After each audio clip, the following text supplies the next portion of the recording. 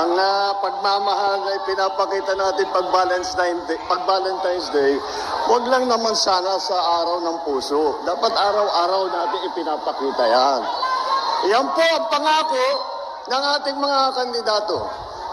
Araw-araw na sila ay nakaupo at nasa posisyon, araw-araw ipapakita nila, ipaparamdam nila ang kanilang pagmamahal para sa Pilipinas.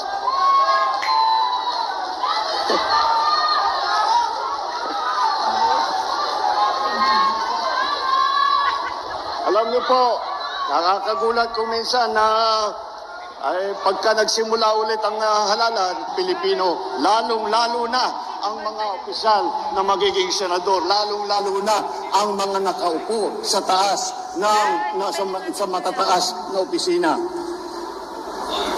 Alam niyo po, kung minsan nakikita natin yung ibang partido, sila nagugulat sila, natatakot yata sila sa inyo.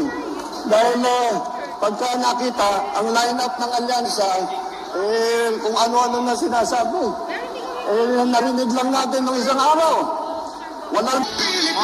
Maraming salamat po, mahal na Senior.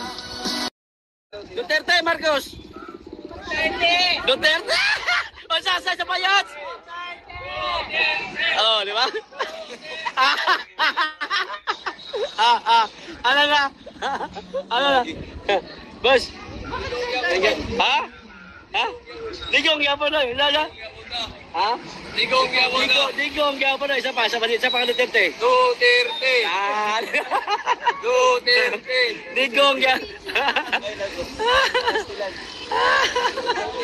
Uy! Walay bugas? Walay bugas. Duterte, yapo ta. Duterte. Duterte. So, dungat ako patay. Duterte. Duterte! Duterte!